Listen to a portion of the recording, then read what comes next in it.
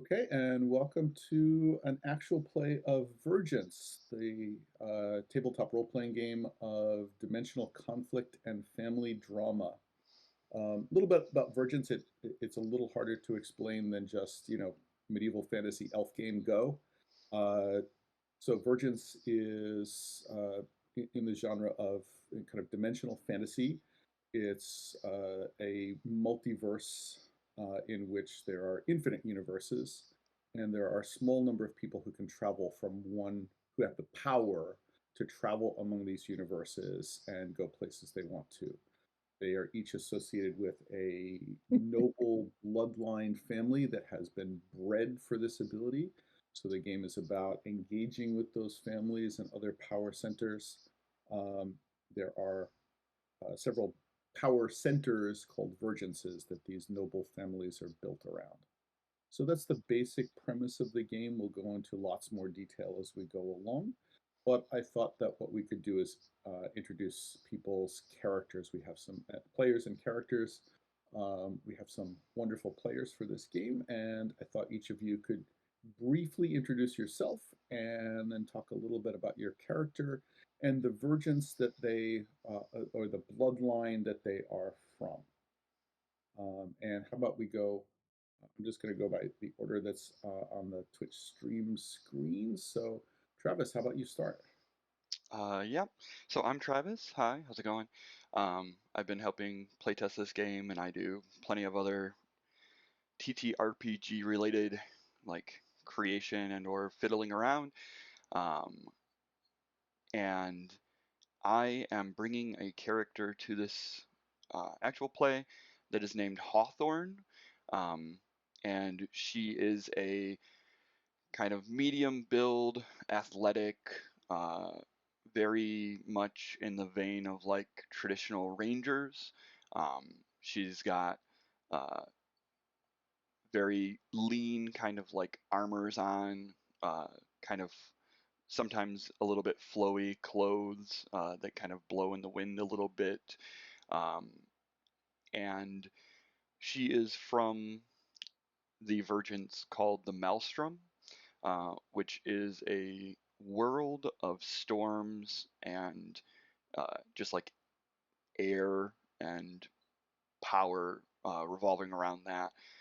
Very notably, the Vergence of Maelstrom, doesn't have solid land or like a base of solid land, but rather like floating islands and ships that are controlled by magical powers that keep them all afloat. Um, so she's very adept at getting around, very used to navigating treacherous terrains, and also happens to be very skilled at ranged combat. She has a number of ranged weapons that she has on her at all times, and some of them vary depending on where we go, on how effective or unique they might be. Um, and yeah, I think that's good. Okay, cool. Well, Thanks. I'm going to go to Kirsten. okay, so mine is, and Angel is now helping. That's awesome. Thank you, Doug. Okay, so mine is a character named Micah, who is a character that was originally lost. So originally did not know, was not raised in a family uh, of virgins, but was it's actually kind of out in the world and always seemed to have certain abilities that just seemed to be instinctive, seemed to be natural, was always very, very lucky. And then one day was discovered by a traveling merchant, and she is one of the long lost daughters of the royal family. Um, from the caverns of Agaros. So Agaros is steampunk, underground, pneumatic trains, all the coolness.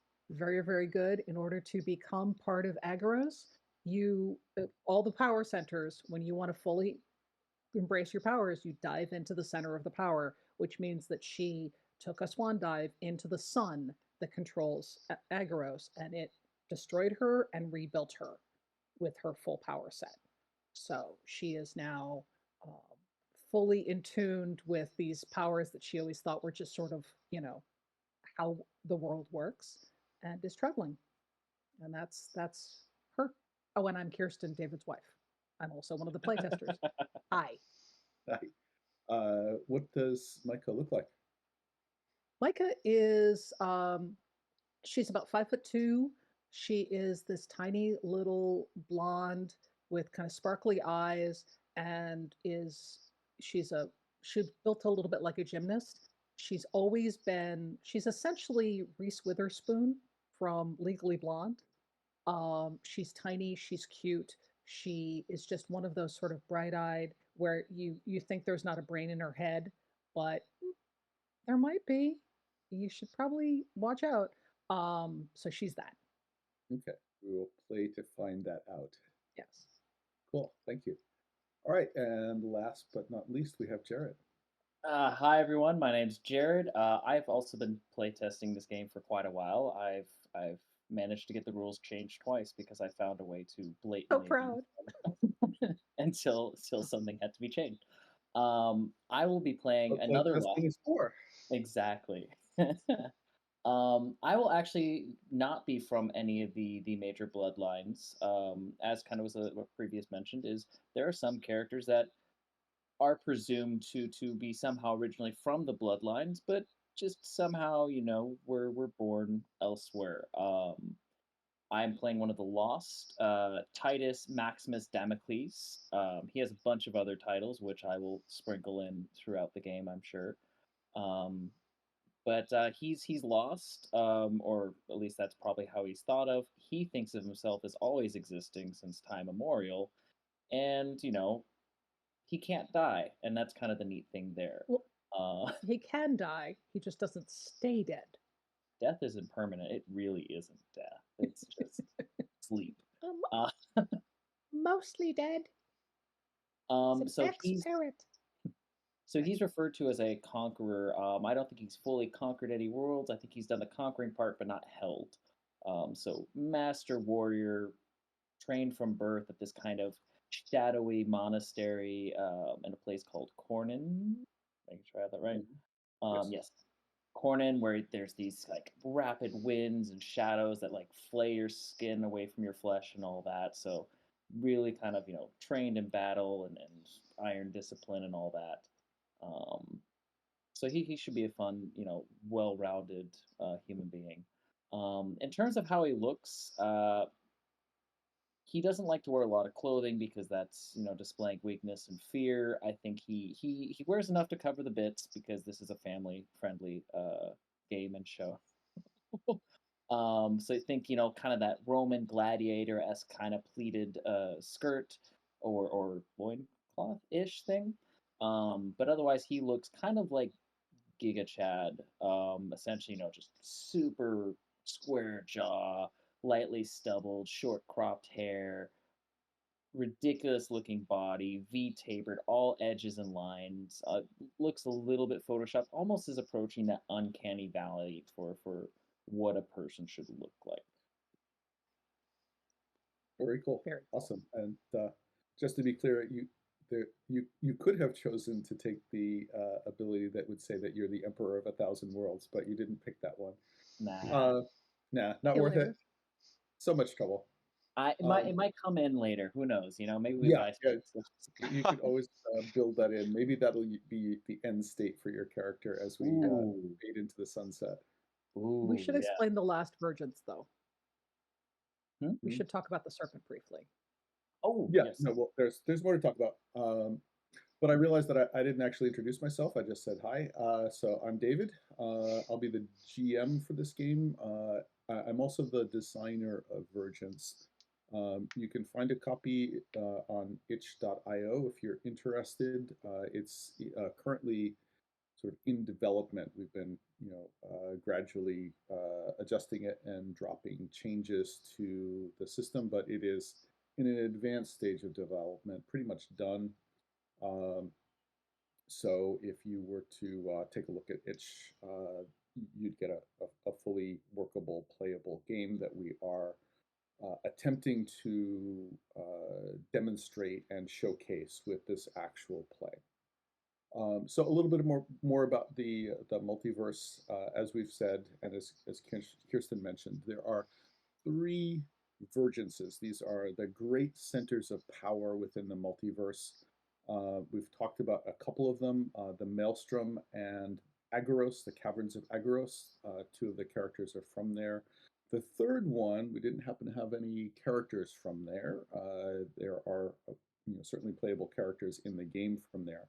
Is the Serpent. The Serpent is a a creature. It's 1,000 miles long, and it slithers slowly through what's called the Umbra, the multiverse of infinite worlds. Um, and people live on the serpent and they live in the serpent. They burrow into its flesh, they dig into its bones, they swim through its blood, and they also live on top of it. And the people on the surface need to adapt to changes because the serpent travels from world to world, and the conditions in those worlds can change from place to place. So those are the three vergences. There are infinite worlds to explore and discover and essentially create in the context of the game. There are also other kinds of empowered places that are not so great as the vergences. These are called anchors. One of them was mentioned by Jared as being a place that his character spent a lot of time in, the Cornin Monastery. There are lots of others within the game that can be played out. In terms of the game system, this is a tabletop role playing game. It is based on the Forged in the Dark system, written by John Harper, originally used in the game Blades in the Dark, but also a bunch of other large scale published games. There's a new one coming out called Girl by Moonlight. Band of Blades, Scum and Villainy are some big ones, but there are also a number of indie games based on this system. Vergence is one of those. So this is a very character-driven, collaborative storytelling system. We will showcase that. If you're familiar with Forged in the Dark, there will be some differences here and there between standard Forged in the Dark and how Vergence works.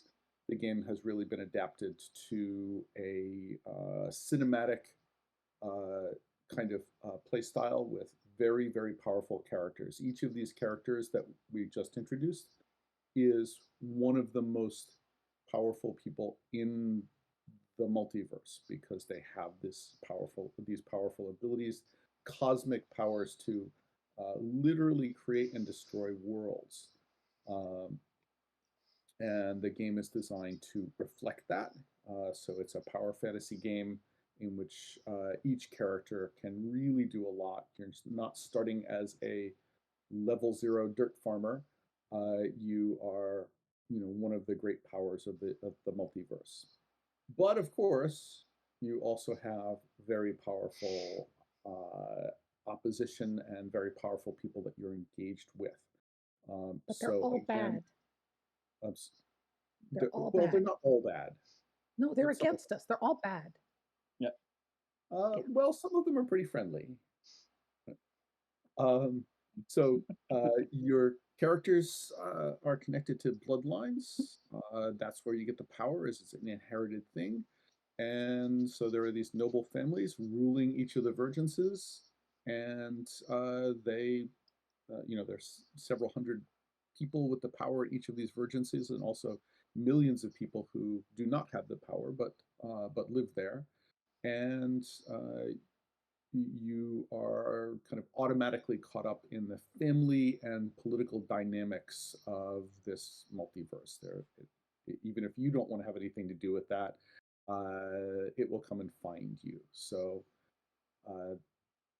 that's kind of the like your premise worst of the Thanksgiving ever. Yes, Thanksgivings are very, very interesting, I'm sure. Oh, sorry, that's an Local, American holiday. So your yeah, worst holiday with family ever. Yeah. local holiday equivalents. The game does mention some holidays in the different vergences. Anyway, so that's a summary of how things work. When we create a game of Vergence, we create characters and we also select a challenge. The standard game has 8 challenges, and challenges are designed to give a reason for the characters to come together. These are incredibly powerful characters. They don't naturally have to be together or band together. So selecting a challenge tells you, why these people are together, why they trust each other, what they are trying to do. So this is a role-playing game that very affirmatively has you identify what you're going to be doing in the game.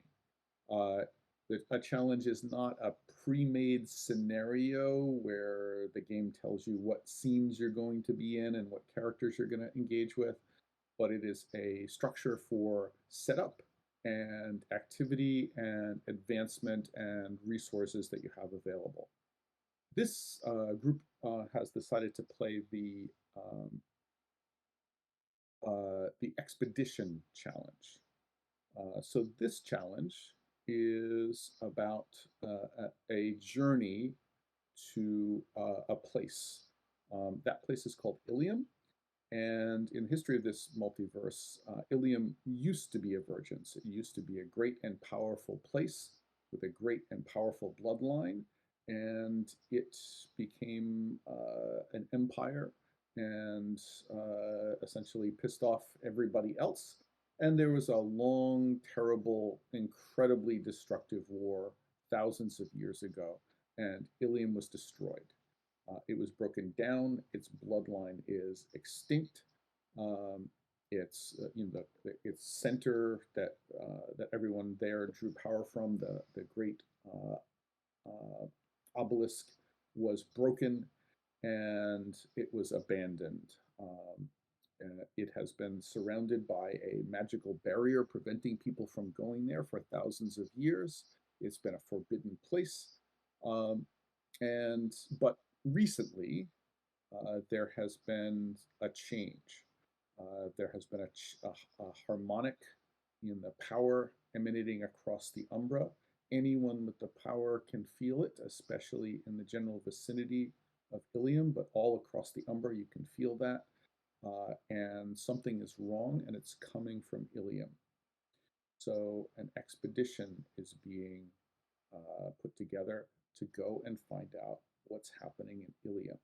And all of the player characters have been invited to join this expedition for one reason or another. So that's the scenario that we're going to play out. The game doesn't prescribe exactly how that's going to play out. We don't actually know what's going to happen, but that's how we're going to make that work. The way the game works is all of the player characters have a set of contacts that they've selected, and the players actually establish which major NPCs are joining the expedition. So they each pick a character from their contact list to be on the expedition. The GM picks one of those to be the leader of the expedition, and we run from that. So we automatically have connections among the players and the NPCs who are going to be involved here. So that is I know that went a little long, but that's kind of what you need to understand to get about what's going on here. And we're gonna start play. So Heck yeah. you have all been invited or asked to participate in this expedition. You have some idea of what the history of Ilium is. There are epic poems and histories and fragmented information from those thousands of years ago.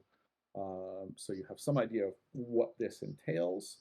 You could have done some research since then, and we can always flash back to research or not bother with that. That's all just silliness.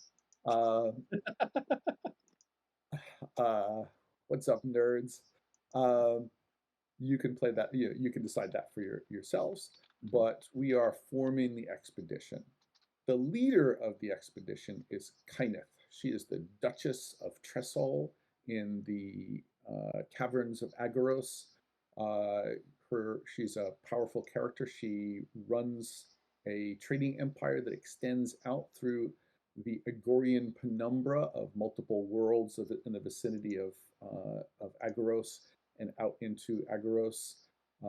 She runs companies and military forces. She is a powerful force. She is not the ruler of Agoros, but she's very powerful.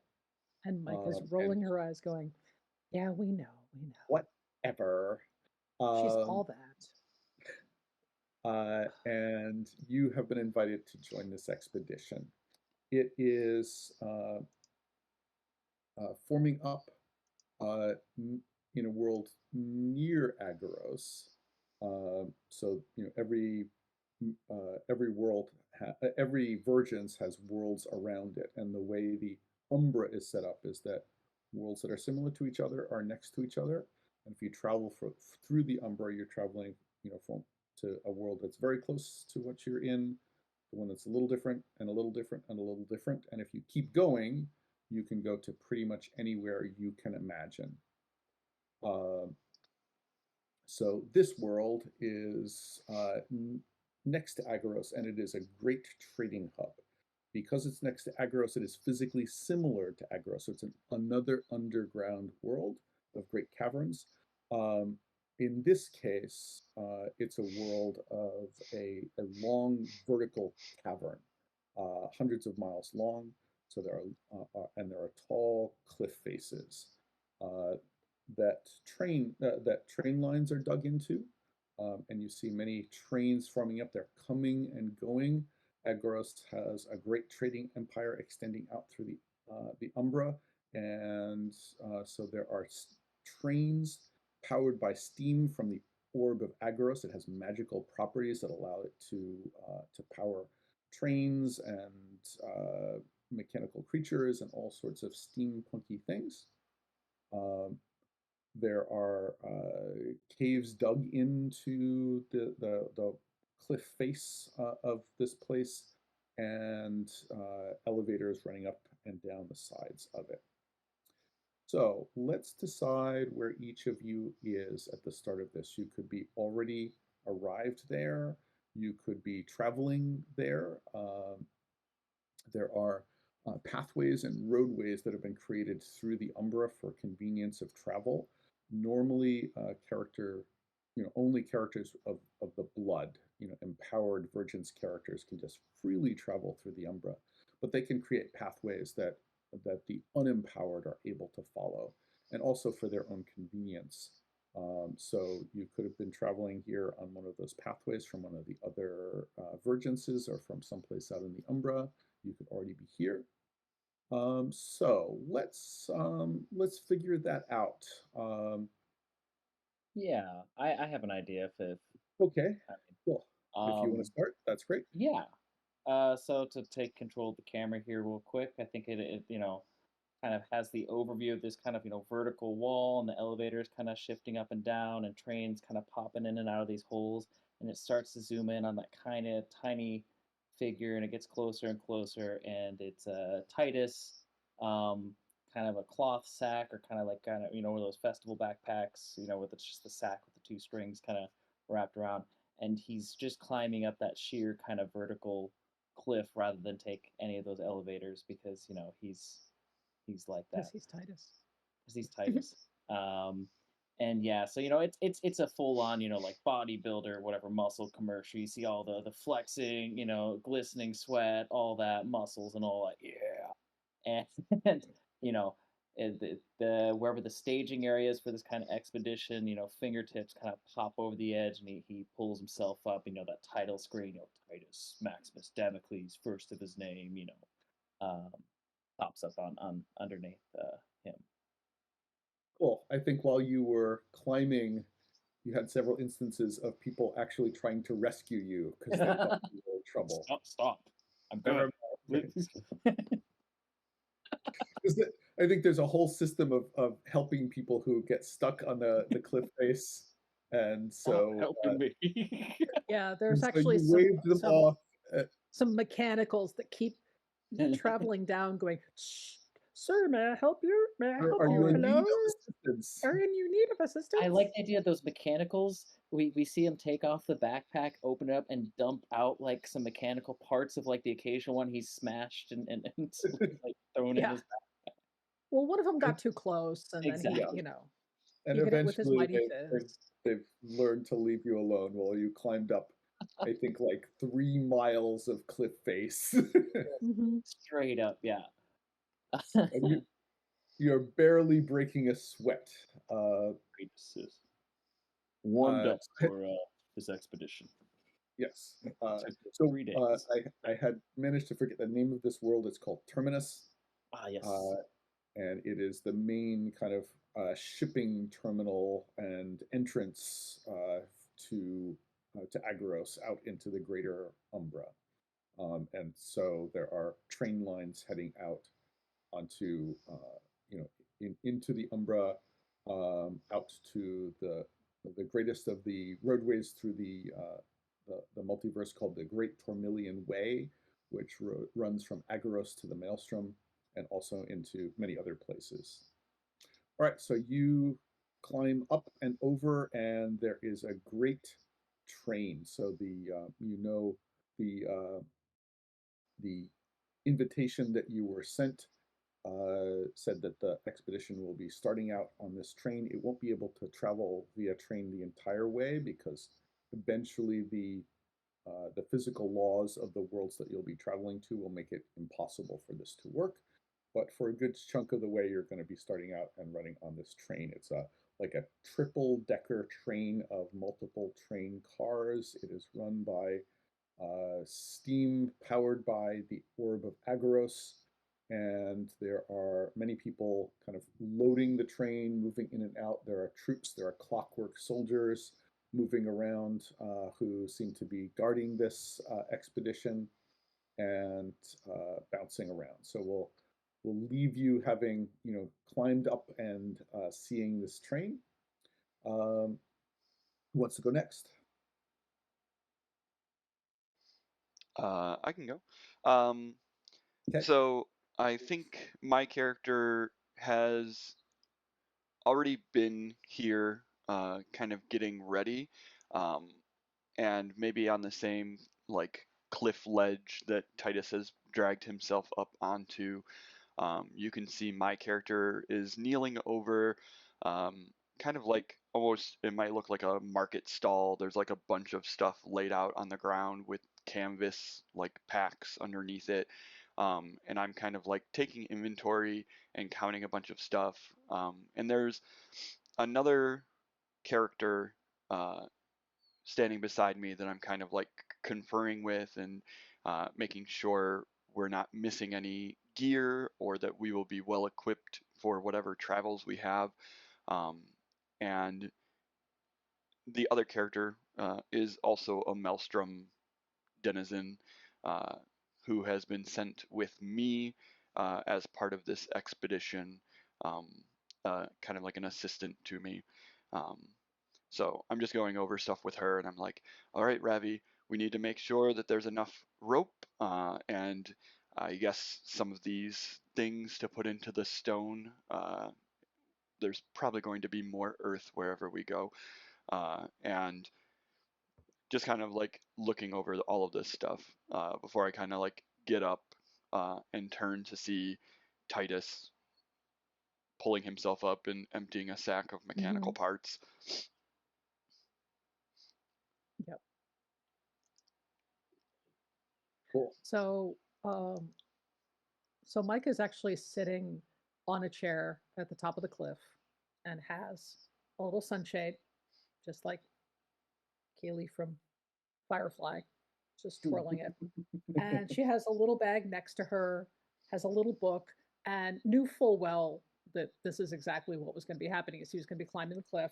So as he starts coming over the cliff, she just reaches down and gets this water bottle and set of snacks and just sets it right there and keeps reading her book because she figures you probably parched, you need something. Mhm. I think I just as you hold up your little shade, mhm. I think it rains here sometimes, and up from above the clouds above the at the top of the cavern. And just as you hold this up, it rains, and you know none of the rain gets on you. Other people get wet. Yeah. You see a couple of people who are like hawking food from stalls and stuff like that. Curse and move their stalls inward away from the where it's rainy, but you are completely dry and comfortable. Yeah. Things just work out that way for you. You know, people don't understand how to pack. I mean, if they Yeah. packed the right things, they'd be dry. Hmm. So do Yeah. we want to like point out why that is and kind of the rule stuff behind it, Sure. or if they Everybody has has selected from a list of special abilities, things that their character can do that allow them to do special things or break the rules in special ways. Um, each of you selected a particular play sheet. So when you're creating a character, you pick your bloodline. You know, you're from one of the Vergences or you're one of the Lost, and then you pick a particular play sheet. Um, and Micah is an explorer. That's one of the Agorian play sheets, and you So have. why don't I explain my power Yep, set? I was going to let you do that. So Okay. you have some abilities. Perfect. So the core power that you have just from being from Agaros is Firewalker, which is you've been incinerated by the orb of Agaros. When you manifest, your eyes glow and you radiate heat and light. But because Micah is formerly lost and kind of had traces of this power, not at the fold that she does now, but she's always had this power instinctively, and it doesn't make a lot of sense that she would just be glowing because certain worlds would, you know, find that to be a little concerning. She's also had always had this ability which is called subtlety, and you can use the power without any outward signs. So if you don't want the power to be noticed, it kind of is invisible. The main power that she has right now is something called tangential convenience, which is she unconsciously uses the power to have a little reality warping field around her, which means that she gets the benefit of environment. She gets things just kind of happen a little bit better, a little bit luckier. And once she was brought to Agaros and was introduced to the royal family and went through the trials, she came out and her powers were, solidified. So instead of being something that occasionally happened, it's now something she feels, in her body and she can have some control over. Cool. So that's where she is. That's a neat one. I think of it as if you could drive through New York City during rush hour and you would hit every green light and Yep. you would find a parking space right in front of the place where you want to be, and everything just breaks your way. You get to Until it pick, doesn't. a, well, I mean, we'll see how it plays out when you're yeah. up against powerful characters. It doesn't always quite work out because they're working against you. But in general, you get the benefit of the doubt with anything related to just being lucky without even having to make a die roll in the game. The game allows you to have to choose three special abilities. You've chosen two. The game explicitly says that when you're creating a character, you can leave some things undefined because you're not quite sure. There's a lot of choices to make. So you have one that you can pick later on and just have later on. Doesn't mean that you suddenly Yeah. gain this ability. It's basically you're just revealing something that you could do all along but haven't chosen to do yet. So let me explain why I haven't picked that one, because I want to see in the course of play what happens. And there's an ability called network, and you have informants over a network extending through many anchors. I think that's one that could be very useful for her, but she also might be smooth talker, which is talking her way out of more confrontations than she can count. She might also have survivor, which is defense from harm against environment. So it kind of depends on the course of play as to what ability is going to be sort of showing up as her new power set. Mhm. And the game Yeah. explicitly says that's perfectly fine to do that and discover your character in play a little bit. So Yep. that's awesome. So that's her. Um, Cool. Heck yeah. All right. Uh, you other two want to go over your special abilities at this point and let us know what your characters can do, at least so far Yeah. as you've created? Um, yeah, so I think Titus, just to kind of quick go into his, um, he is a conqueror, which I mentioned before, which is one of the lost playbooks. Um, he is mighty, which means he can do some really really cool tough guy stuff. Basically, when he pushes himself, and that'll come up I think during play. Resilient, which means he's incredibly tough and can ignore being injured a lot of times. And the most important one, which is kind of defining the character a little bit, which is Slain, which is my new favorite. He's been dead before, possibly more than once. It's not so bad. He doesn't die permanently. He comes back. It's okay. He comes back with some harm. Some stuff changes about him, but he's good. Ain't no Mhm. thing. And Cool. he's been modified over time because when he comes back, he's slowly changing and he doesn't notice it. But those of us who've traveled with him have noticed it. Yeah. So He started out as a really skinny little nerd, but I imagine, yeah, he he was adapts. a little, yeah. Sorry. Yeah, easy. Yeah. We'll go into those changes, especially because I'm sure he's going to die at least at some point during play with how I play my characters. So just picture. we'll see how that plays out. Yeah.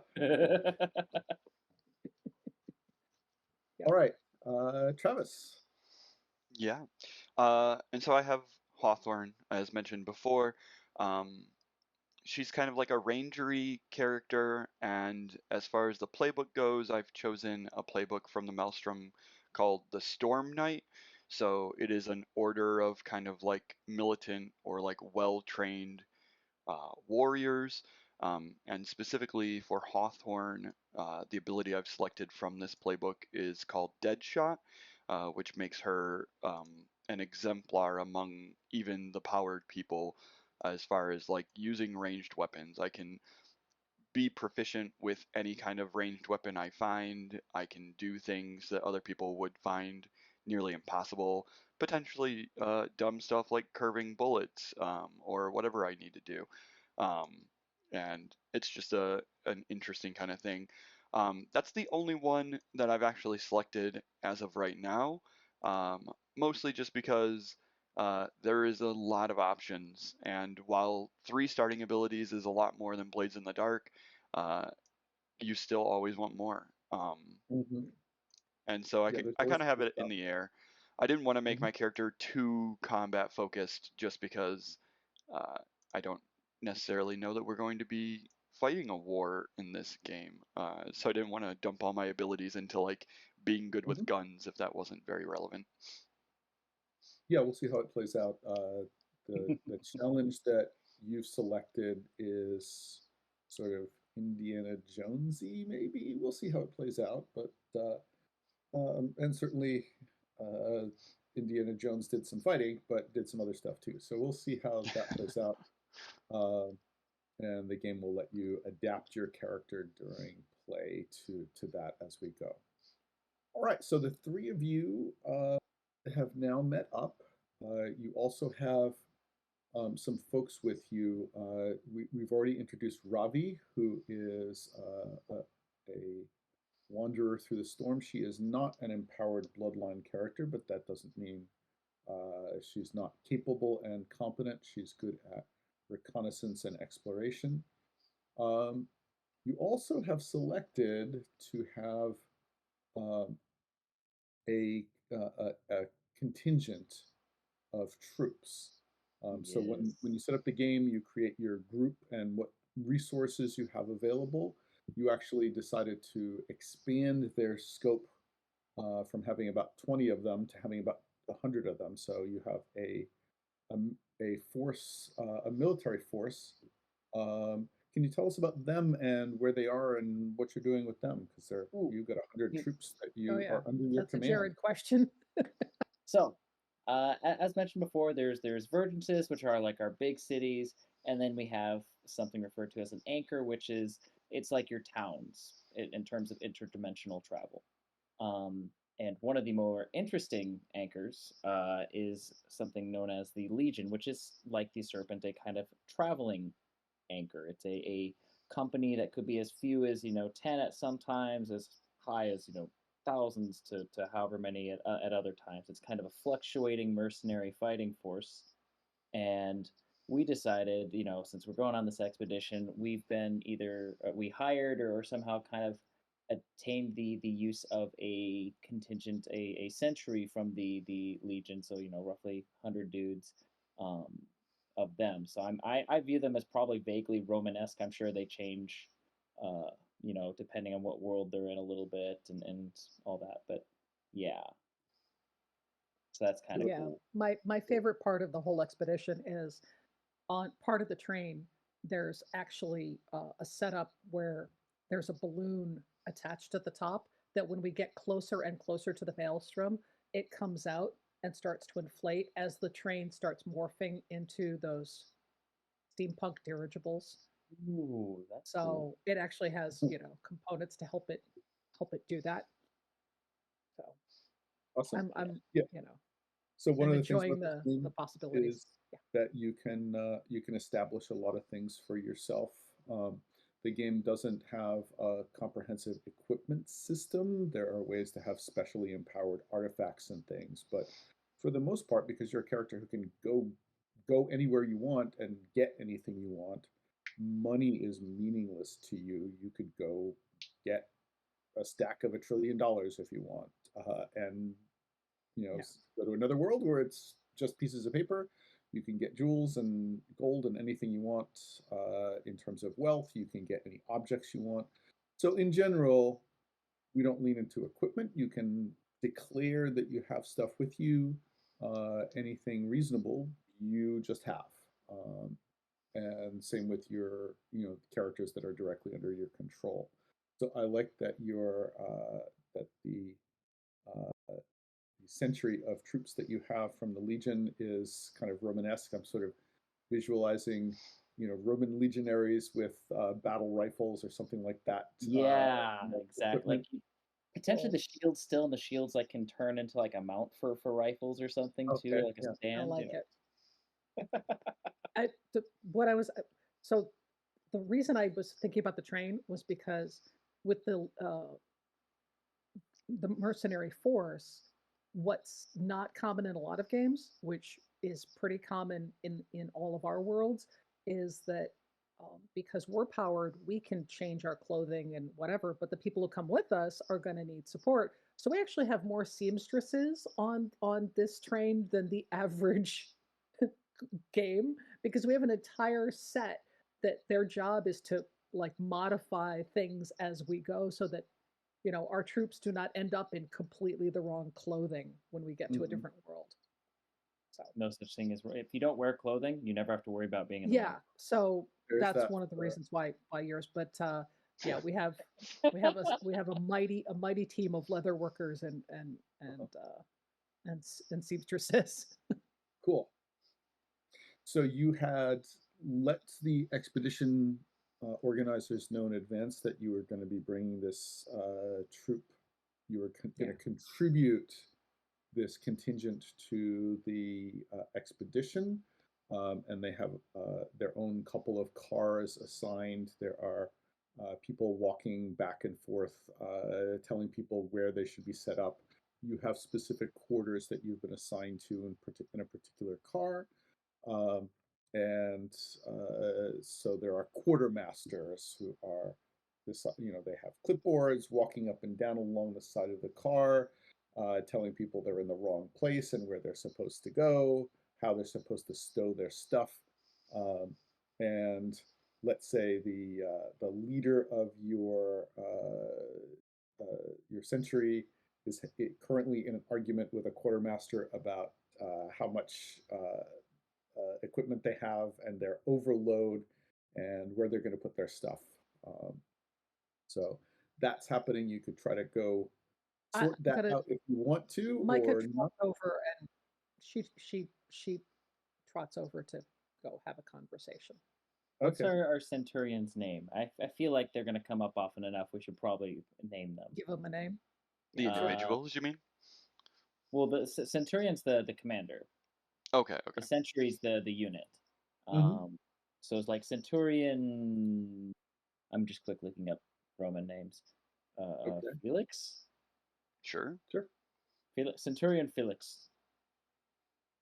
All right, and I'm adding that to the notes there so we don't lose it. So Felix is arguing with a quartermaster. She is insisting that they need to be to set their gear up in such a way that it balances the load. Can't put too much gear at one end of a train car and none at the other end. And Felix is having an argument about how that's gonna make it hard, make it impossible to retrieve that gear quickly enough, and so he wants his stuff set up one way, and the rules for the uh, train arrangement don't allow that, so they're having a fight about that. Yeah. So Micah goes in and starts smoothing the waters to where, our group brings all sorts of things that are not specifically weaponry and armor. Mhm. So things like extra stores of dried fruit and whatever, Mhm. that stuff is going to be spread further along the train. Mhm. And the things that are grab and go weaponry and armor are going to stay with our people, but we're going to be distributing all of our other things to help balance out the train and make it easier, while our group is keeping all of their grab and go weapons because that's what they're here for. We Okay, could cool. distribute our troops along the entire train if that is easier. No, that's And not the plan. okay. And Every that's car one of could the have 10 suggestions we make, is that we could spread the 100 along. And it's No, like, if you because want, if you, there are other people on this expedition. There are other yes. military forces on this expedition, and they have their own spaces to be. So Mhm. this is your assigned car. These are your bunks. This is what you have available. Uh, and just to kind of showcase the rule system, why don't we do an action roll uh, to see how well you kind of smooth things over and get things set up. Um, All when right. the GM calls for an action roll, each player has, or player character rather, has a set of actions or uh, action ratings saying which things you're good at. Each thing can have a rating of 0 to 3, and that rating decides how many dice you have to roll when you're making when you're doing an action. Where Um, are we doing the roll? In Discord? yeah, you can do the roll in Discord because Travis is running the connection. We'll have to make rolls for him, but you can just open up chat and Okay. use the dice bot. So Yep. you decide which of your actions applies to this uh, action roll. How are you, and that defines basically how you're attempting to overcome this problem.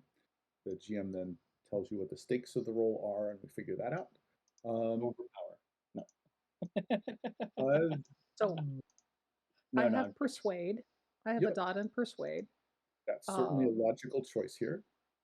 so right now, that would be, since that's only one dot, That would be Could one I die. could There are ways I to get yeah, more dice. Other assist? other characters can yeah. assist you. You So can I'd push. like an assist, please. And can I get an assist from Titus? Okay. Yes. How is Titus helping? I'm So curious about that. I was gonna say, if Mika is the carrot and the nice person smoothing over the waters, Titus is the stick and There he's we going go. to stand next to the legionnaire and look also big and intimidating and look ready to turn this into combat before we even have left the station if we don't get our way. So Mika's being Okay. the reasonable one. Titus is Yes. being the 2 meter tall, Yeah. stick. I'm guessing Wall of that human. dynamic will play out more times than just this during the course of this game. I suspect. We will Yeah. see. So that would give you 2 dice. I'm going to call this. So in this game, you establish the stakes, which are the how risky the situation is on a scale from controlled to risky to desperate. I'm going to call this a controlled roll. You're kind of risking your relations with the expedition here. And then you also establish the effect, which the thing you're going the amount of what you're going to achieve with this roll. There are different levels of effect. We'll call this one standard. If you succeed, you'll get things set up the way you want them to be. All right. So I'm actually going to go ahead and mark smooth talker. Ooh. Okay. And that gives me +1 die to social interactions, Absolutely. negating with hostiles. So I'm now at 3 die. Yep, that is totally reasonable. I'll call it close enough to a hostile situation. So that's 3 dice to roll. All right. And so action roll, and then die. And I'm going to mark as stress because I assisted. Yes. Yes, thank you. All right, here we go. I get a 6. Cool. All right. So the way things work in this game, you roll 6-sided dice. We're using a dice spot. We could use actual physical square rocks if we wanted to, but in this case, we're using a dice spot. You rolled 3 dice, and we look at the highest die. That's the one we're interested in. So you form a dice pool, roll the dice, look at the highest one. The other ones don't matter. If you roll a 6, you just succeed with just clean success. And that's what you have achieved this time. So you don't have to worry about any consequences or problems. You do a great job smoothing things over. You set things up with the stevedores here and get the load arranged properly. And they are quite happy with the arrangement. Presumably, you're an explorer, so you've done this a bunch of times before. You've created expeditions out into the Umbra many times. You've balanced loads on ships and skyships and trains and wagons and the backs of giant beasts. So you know exactly how to do this. And so this is trivial for you to just say, oh no, we're just going to put this here. We're going to put this here. We'll make it work. It'll be easy access for the legionaries, and it's all set. So you've smoothed this over nicely. Very good. As that's happening, what looks like a higher level functionary wearing a fancier uniform arrives, introduces himself as